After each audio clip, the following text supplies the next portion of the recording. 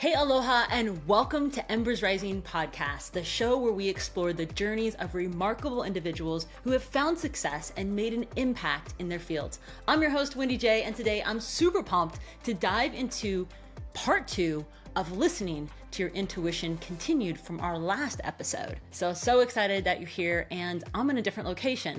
Shot outside last episode. This one, I'm in my studio. So want to make a review of last episode. Last week, we talked about 5 ways to overcome adversity and challenge, and I'm diving right in here. One was assessing the situation, looking around you, knowing the truth of what you are in.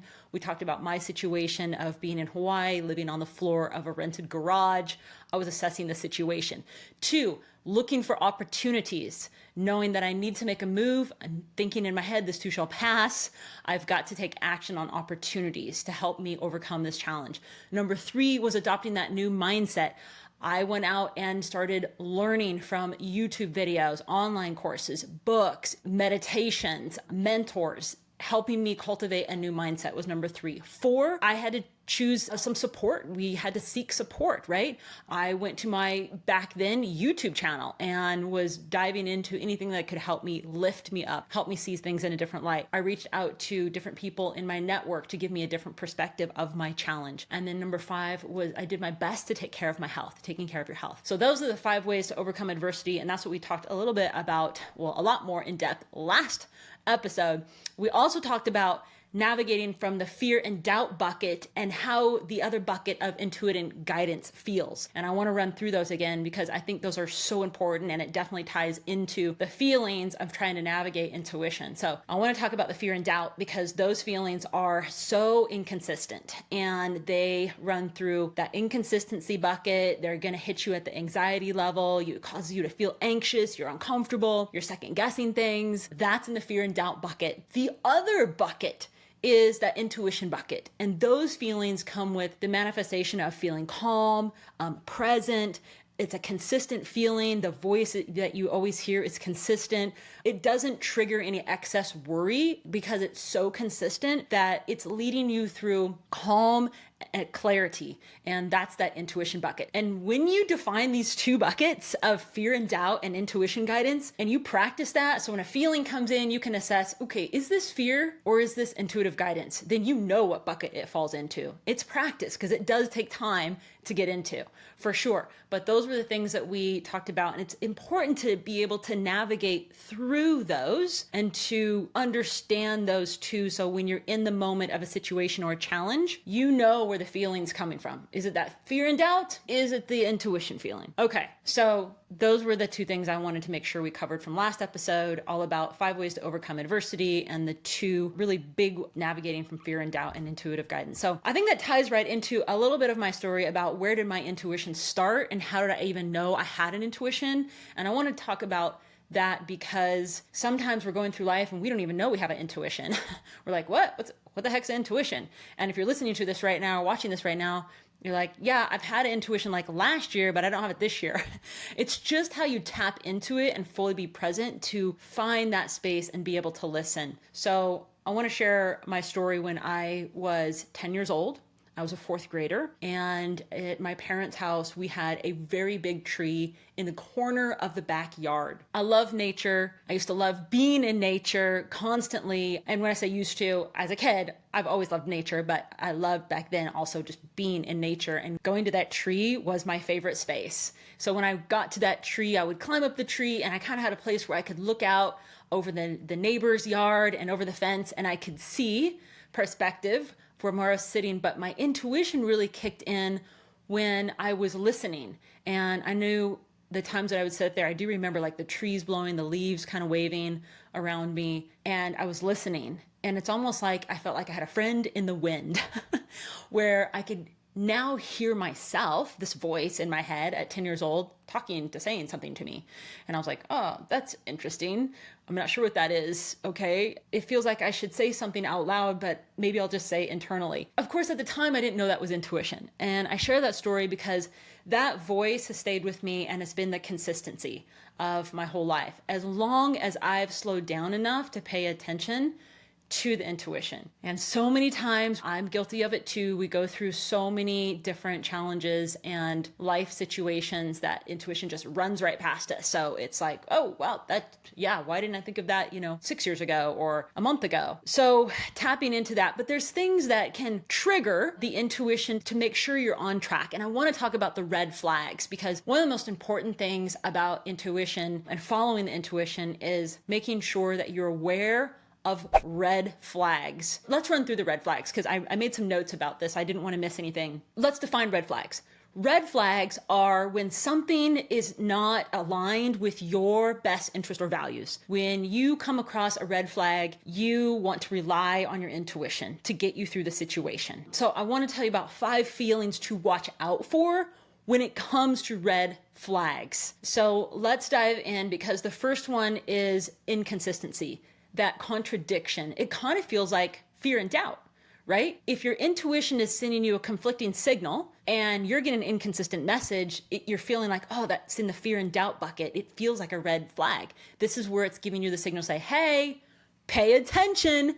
This situation is important, and listen to your gut feeling, because if the gut feeling is unclear and it's fluctuating, just like that inconsistency with fear and doubt, without a logical explanation, in many cases, you need to take a step back and really evaluate the situation. A great example of this, I'm thinking back to, I've just had so many red flags in my life with so many different situations that I felt very uncomfortable with. And every time I've gotten in that uncomfortable space, I'm like, this really isn't feeling very good in a conversation or a situation or a work relationship or a personal relationship. That's where I'm like, I need to take a step back and assess the situation.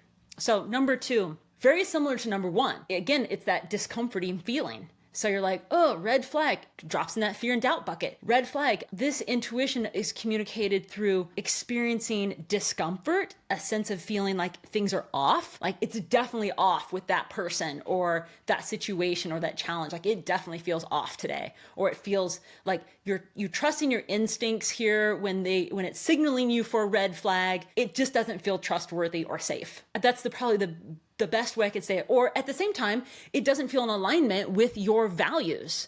So you feel like this is uneasy. I feel not settled. This is a red flag. Number 3, again, fear and doubt, go in that fear and doubt bucket. There's an overwhelming sense of anxiety. Like you're thinking about it all the time. You're wondering if you're doing the right thing. It feels like it's making your blood boil. It's an excessive thoughts. This is an indication of a red flag. Like it's taking you off normally what you would be at your highest and best self through the day. And you're like, nope, this is off. Like something is not right about it. That's when you trust your instincts. And this is a signal, again, of the situation or person or a feeling that may not be trustworthy, may not be safe, may not be in alignment with who you are or your values or the situation that you're headed towards. It needs to be addressed. I think overwhelming anxiety seems to be a regular place for me where I hit red flags and I sense it, have an intuitiveness. And when I sense those overcoming anxieties, it takes me a long time to kind of calm down and push through that. So I'm familiar in feeling that space of red flags, like, oh, that's not the right thing at all. But I want to move on. So number 4, this is a big one, incomplete or missing information. That's a red flag. When someone comes at you or a situation comes at you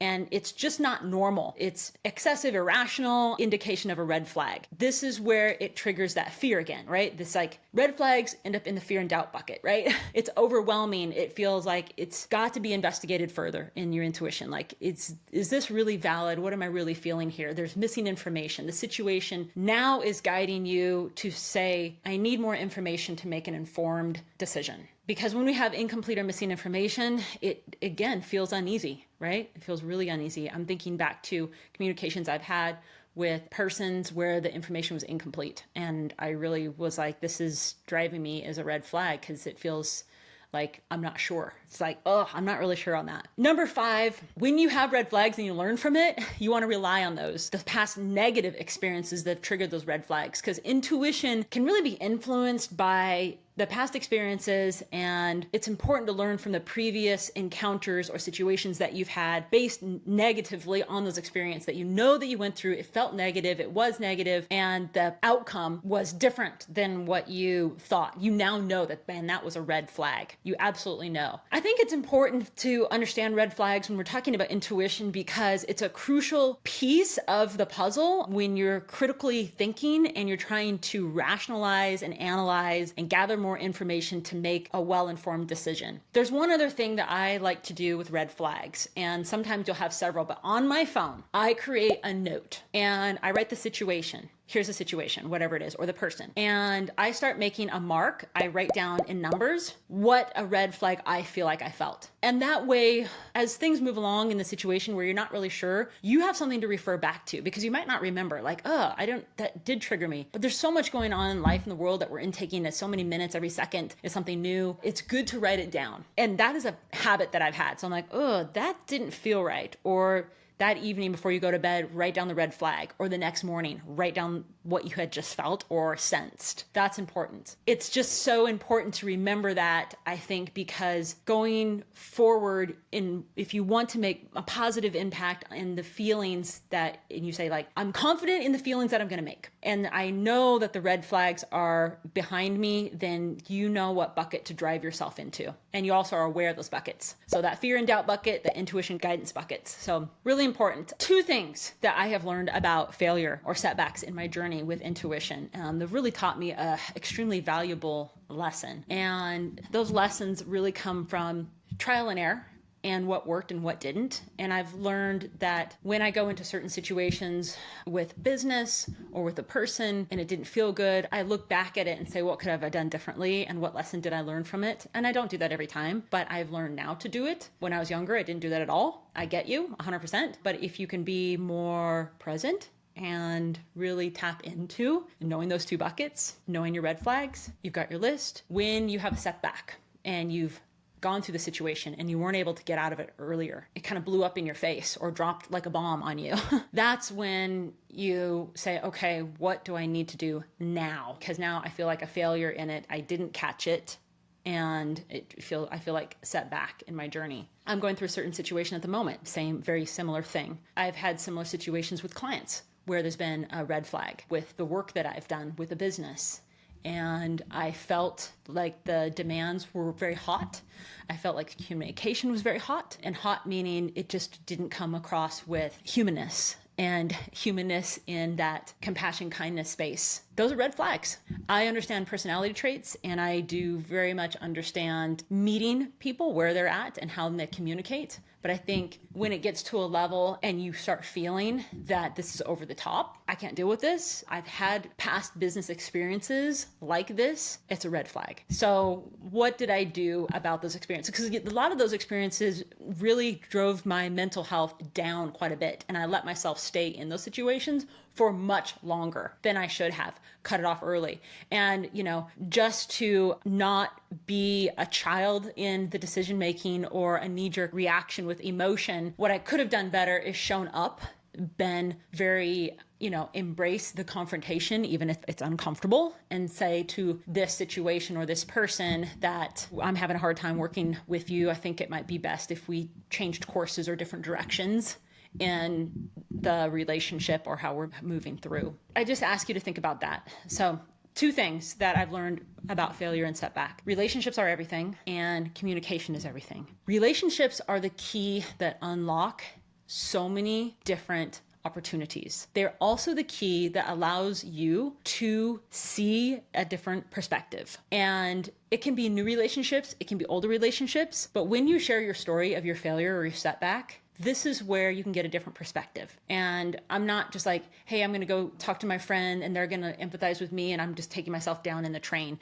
You want to get different perspective to break that up. So for instance, I've been through a recent situation and I immediately went to some brand new friends of mine and shared the situation and got a completely different perspective. Because you're going to get a way different perspective from someone maybe new that doesn't quite know you all the way, but can see some things from the outside than you are from your mom or your sister or your best friend. I think that's important. The other thing about relationships is as you go through life, it's always important to embrace and blanket relationships with love and kindness. And I'm a big believer in that, no matter what, unless it's coming down to, emotional, physical abuse, obviously. But I think maintaining relationships, anyone you meet, man, approach with love and kindness. It's so not common these days, and it's so underutilized to not bring love and kindness together. Relationships are everything. That's very important. It will help you in the setback of your journey, see something different, have a different perspective. Communication. Communication is everything. And I mention that because if you learn to better communicate and open yourself up and you truly are authentic, people will see the transparency that you have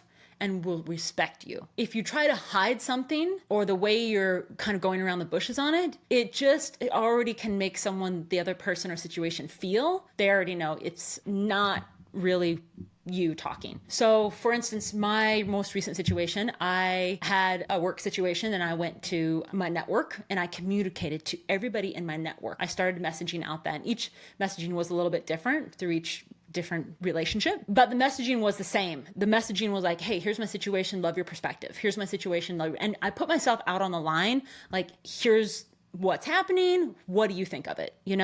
How can you help guide me?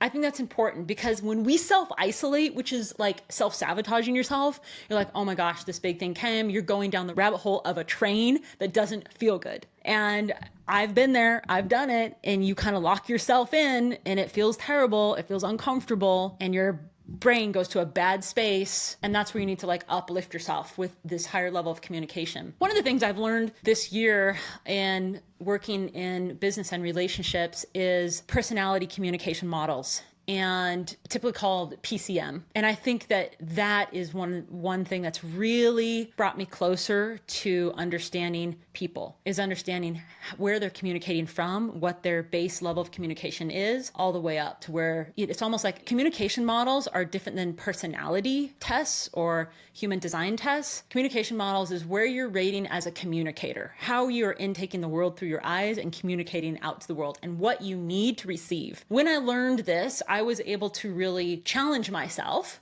to communicate with other personality types where it would benefit them, and it was a lot more efficient. So the communication was so much more efficient with them when I knew their personality or communication model. When I knew their communication model, I was like, oh yeah, that makes sense. They need clear, concise communication. Or, oh, okay, that person full on thinker, they need time to resonate with that thinking. Or that person's a harmonizer like me, or my husband is very much rebel. He's in that space. So personality communication models are so powerful. I love that. It's an episode I've got to do. And it's something that, we will definitely do that. I want to dip into that, but I'm sorry I came down a rabbit hole on that, but communication's everything. So it can definitely help the setback of your journey. Here's 3 ways to maintain your mental health during times of transition. It seems like we're always transitioning in life. It's like every 60 to 90 days, there's this big transition. But there's 3 kind of foundation spaces I find that are very helpful in working through this. And one is self-care habits like proper nutrition, getting nutritious meals, hydrating really well, making sure you're drinking water, getting quality sleep, doing things that bring you joy, finding hobbies that you haven't dove into in a while, like painting or walking in nature or biking or whatever your hobby is that you like to do, or surfing. I think that's a really very important space to be thinking about when taking about self-care habits. So maintaining your mental health during times of transition, you've got to think about your self-care. I remember when I was in Hawaii and living on that garage floor, one of the things that I did with a very low budget was getting quality of sleep. I found myself making sure that I was doing my best to eat well. I did things that brought me joy. I went on nature hikes and did my bike riding and got out on the ocean to paddle and surf. And I was taking care of myself. Those were my self-care habits. Number 2, you have to share with your network for support. It's funny because I look at my situation back in Hawaii on that garage floor. Who did I share my tough transition with? It was a couple close friends, and it was using communities, online communities.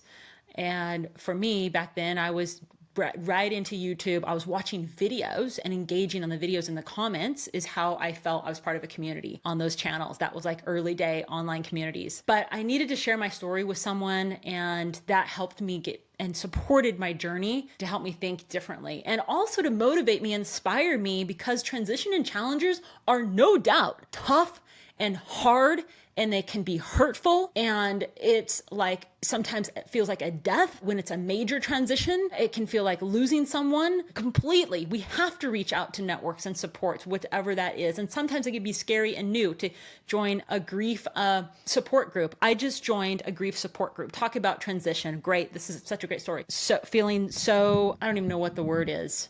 I just can't say I'm feeling bad. My sister is going through a tough time right now with her husband being diagnosed recently with ALS. And talk about how do you support someone in their day-to-day challenges with that. I just recently joined a grief Facebook group because I thought, how am I going to help support myself, as let alone my sister? It's a time of transition. It's a time of transition for her, and I want to be available to help her as her big sister. So this was me reaching out to a friend of mine who I knew had this support group. Yeah, it's definitely, currently I'm in a crazy transition. I've had to start back at my self-care habits. My coach and I are talking right now about nutritious eating, making sure I'm drinking a lot of water, getting proper sleep, doing things that are bringing me joy, kind of mellowing out. Two big things. The third one of maintaining your mental health is managing your stress. And how do you manage your stress? You have to go to things that are promoting your relaxation. I think that's ultimately as well so important.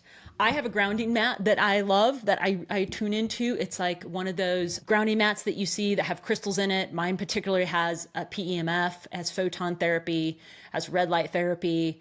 I've kind of went all in on my grounding mat, but that is my grounding mat. And that is definitely where I love piecing out to promote my relaxation. I also turn to things like yoga, definitely meditation, prayer, journaling. I'll write. Exercise helps me manage stress because I'm able to get a lot out. I love swimming, biking, running, lifting, surfing, paddling. So anything I can do in that arena. And then being creative, actually creating podcast episodes is my creativity right now. So I'm loving this and I hope to get so much better. I feel like I'm not very good at this. So yeah, I'm excited about that journey, but managing stress habits, that's where I turn to. It can be a lot to manage your mental health during times of stress, especially when you're going through health challenges. Great story. I have a health challenge that I battled for like 8 years, and it was undiagnosed. I just knew that my system inside seemed like it was shutting down back in, I want to say 2015, maybe 2014, 2015. And I remember feeling terrible, having a hard time with my, we'll say, the BM movements, okay? And it just wasn't happening for me. Anyway, many doctors later, thousands of dollars spent on blood tests, trying this supplement, this protocol, having this symptom. Nothing seemed to be matching until I ended up with a blood test, getting some results that had these markers for Epstein-Barr virus. And these markers were like way off the charts. And I didn't even know what EBV was. I did a bunch of research, and that's when I started down a whole nother path of taking myself away from the doctor arena and really diving into research of other people's stories that have healed, which is so smart to do, by the way, because if you're having a health symptom, no doubt you're not the only one. There's like so many people on this planet that if you dive into, like when you go into our channels like YouTube or Google or wherever your channels are, type in healing story. So I would type in on my research, like how I healed from EBV, how I healed from Epstein-Barr virus, how I healed from BMs, or from being constipated. I typed in all that stuff, but I used the word how I healed from, healing stories of. Those things led me down another train, and I actually started finding my story and other people's. I was like, whoa, they have the same symptoms. I'm like, okay, that's interesting. And I tried a whole nother realm of healing modalities. I remember doing, at the time, I juiced celery straight for 2 years every single day. It was crazy. It drove my husband insane. I would say, yes, you can get a little bit too much celery. It definitely affected my teeth a little bit. I was drinking like large, major, large, 20 ounces or more a day for sure. Or maybe it was 32. It was a lot. It was a lot of celery juice. We were investing in a lot of organic celery. But then I always also listen on my healing journey. I listened to my friends talk. I was seeking integrative medicine, intuitives, medical mediums, Western medicine, Eastern medicine, shamans. I was getting all sorts of everything from crazy shaman medicine that I was drinking, of roots and everything. I was try this. A friend of mine, even about a year ago, introduced me to peptides. That was been my recent body hack. That actually has been working. So I've been on, a particular peptide that's been like, we should definitely do a peptide episode. But what I'm sharing in this story is that challenging transition I had to come back to for all those years to think through, how do I handle the mental health with the challenge that I have? Because there were some times in my life that I couldn't work. I couldn't concentrate. They were so bad. It was actually driving migraines that were lasting days, 3, 4, 5 days. I mean, that takes out your entire work week. Like, you're done. I've just lost a week of work. I just can't operate like that. But I did it all. I went in on it, and I did share with my network. And the reason I shared with my network is because I needed more ideas, and people would say, oh, try this. But instead of saying, okay, thanks, and don't do it, I actually did it. They were like, hey, try hyperbaric. And I'm like, okay, super claustrophobic. So it took me 4 weeks to actually get in hyperbaric and do a session. And then I started doing them regular and was cool, but very powerful to listen to your network. And a friend of mine who was a biohacker said, hey, have you tried peptides? And I'm like, oh my gosh, I'm so freaked out of needles. I would never, ever, ever stab myself with a needle. There's no way that's happening. And then I tried it and I was like, okay, was super afraid I had to go through my own journey on it, but did it. And I've accepted the protocol on peptides. And then managing the stress habits, finding, we have a down cycle time in our relationship, and it really helps me in the evenings, down cycle from the day. And down cycling just means I'm coming down from the day of chilling my mind, listening to calm music, getting off devices, getting on my grounding mat, and just piecing out with red light therapy, music, aromatherapy, anything that I can tap into, just chilling out. So that's managing my stress habits. And I still do these things today, by the way, because I think you can't just say, hey, I'm in this big transition and now I've got to do the 3 things for mental health. I think constantly we're having to battle our mental health. Every day we're receiving more and more things that are challenging. It doesn't feel like, man, it doesn't feel like your birthday, every day, right? Hey, this is my birthday. Everything's going to go amazing. And then the next day it's oh, more challenges. So I think these foundation pieces end up being lifestyle for us all. I think that's important. So maintaining your mental health during times of transition, it's what I'm working on continuing today with transitions I'm in. Not being afraid as well to try new things, because with my health challenge that I just shared with you, a lot of those things were very scary for me and I did not want to do them. When someone told me that I had to completely change my diet, I was like, no, I'm never doing that. And I had many, many dollars wrapped up in a lot of consultations with very little relief. I didn't see any differences. And I was really frustrated, most importantly, because I couldn't get the results that I needed. So it took me time. But, listen, I think if you wrap yourself with patience and remember to be patient with yourself, and no matter what you're going through in that transition, you're doing your best. I think about my sister and her situation. My situation at the moment is one that I can't wait to share with you coming up soon, a recent situation. My sister's situation, whole nother ballgame. And I know for you out there, maybe a completely different ballgame. You're waking up to whatever your challenges are for yourself, someone someone loved one in your family, a loss, a disability, whatever that is. It can be so tough. And I hope that if you are listening, watching this, that you're thinking about your journey and taking care of yourself, because that is so important. And I know I'm on a tangent right now, but I wanted to just drill this in, making sure that you're having self-care habits. So important for us. So intuition, going back to thinking about deepening your relationship with intuition, navigating away from the fear and doubt, navigating away from red flags, navigating away from feelings that are not in alignment with the values that you hold and the person that you are. And no matter what anyone says, and they're messaging you like crazy or DMing you like crazy, and crazy things are coming out, disconnect. If it's not healthy for you emotionally, mentally, disconnect, because it is not a good space for you. That's already a red flag. It's oh, that's a red flag. Whatever you're in the moment, the situation, start moving through and know that this too shall pass. If it's happening for you right now, if you're listening or watching this and you know that there's something that may be coming up, or just for you to know ahead of time, like, hey, I want to make sure I know these buckets of fear and doubt, red flags, and make sure my intuition is something I'm practicing, learning to guide me through. So important. Thank you. Thank you for being here with me. We're deeply grateful for your unwavering support throughout the episode of Embers Rising podcast. Your watch, your listenership means the world to us as we strive to really illuminate the minds and ignite positive change. That's my goal. I couldn't embark on this journey without you and your unwavering dedication. So as I wrap up this episode, I want to just extend, and we want to extend my team a heartfelt request for you, for your continued support. So by subscribing to our podcast or following us on social media or sharing our content really helps us achieve a wider audience and inspires the embers of inspiration far and wide, because that's such in my heart. Remember, our mission is to kindle the flames of resilience, empower individuals to embrace the potential that they have, and really build a community that thrives on positivity and growth. That's where we need to be. I encourage you, my team encourages you to stay connected and engaged. Together, we can make a profound impact, and we only can do it if we're changing the lives of each other. And that's important for me. So from the bottom of our hearts, we're expressing our deepest gratitude for you being a part of Embers Rising journey.